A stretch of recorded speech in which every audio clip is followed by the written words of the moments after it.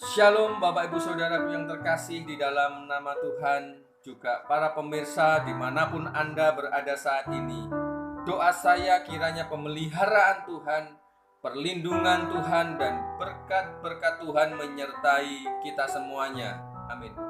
Hari ini saya akan menyampaikan renungan singkat dengan tema Hidup Mengasihi Tuhan, Dipercaya Berkat Tuhan. Nah, apa berkat Tuhan yang diberikan kepada orang yang mengasihi Dia? Di dalam 1 Korintus pasal yang kedua ayat yang ke-9, di sana dikatakan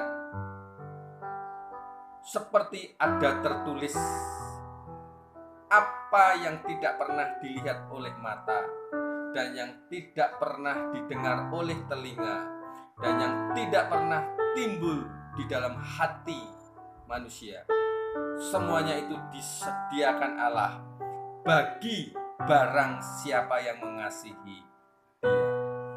Firman Tuhan ini bukan diartikan bahwa kita menerima berkat-berkat jasmani yang terkadang tak terduga oleh kita, yang tak terpikirkan atau yang tidak ada di hati kita, tapi itu datang menghampiri dan memberkati kita. Ya boleh-boleh saja, karena Tuhan bisa memberkati apa yang kita tidak mikir, kira-kira tiba-tiba dia berkat itu datang. Tapi jauh dari itu, ini berbicara tentang pengetahuan supranatural, yaitu hikmat Allah yang dipercayakan, yang diberikan kepada orang-orang yang mengasihi Dia. Nah, apa hikmat Allah itu? Satu hal-hal yang tersembunyi dalam diri Allah, satu rahasia Allah itu disingkapkan sehingga kita memiliki pengetahuan ilahi. Dalam keterbatasan kita menjadi orang yang tak terbatas ketika kita hidup mengasihi Tuhan. Makanya seperti contoh di dalam 1 Korintus 1 ayat 25 sampai 27, di sana dikatakan yang bodoh dari Allah lebih besar hikmatnya dari orang-orang yang berhikmat. Yang bodoh dipilih Allah untuk memperolehkan orang yang berhikmat. Sebenarnya Tuhan bukan mencari yang hebat, yang pandai, yang kuat. Syukur kalau ada gitu. Tapi Tuhan mencari orang yang mau dibentuk, mau diproses, mau diubah, bahkan mau dipakai untuk kemuliaan namanya. Ada satu contoh di dalam Alkitab, di dalam 1 Raja-Raja pasal yang ketiga, ayat yang pertama sampai yang ke-15, mengisahkan Salomo menggantikan Raja Daud menjadi raja. Ya.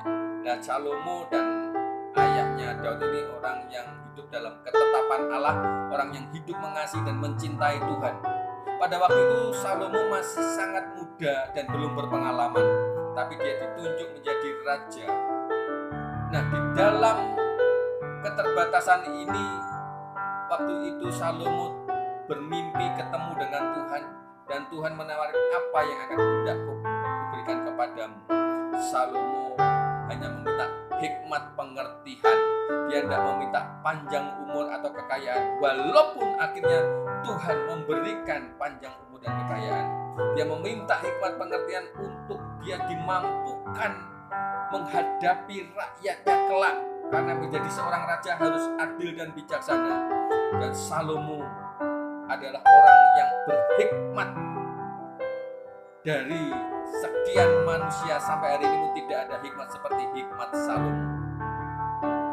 Nah, Bapak Ibu Saudara yang terkasih di dalam nama Tuhan, ketika kita terus hidup mencintai, mengasihi Tuhan, Tuhan mempercayakan hikmatnya, sehingga di tengah-tengah kita menghadapi situasi persoalan masalah, kita mampu dan bijaksana dalam menyelesaikan setiap persoalan-persoalan hidup kita, karena ada Tuhan yang menyingkapkan.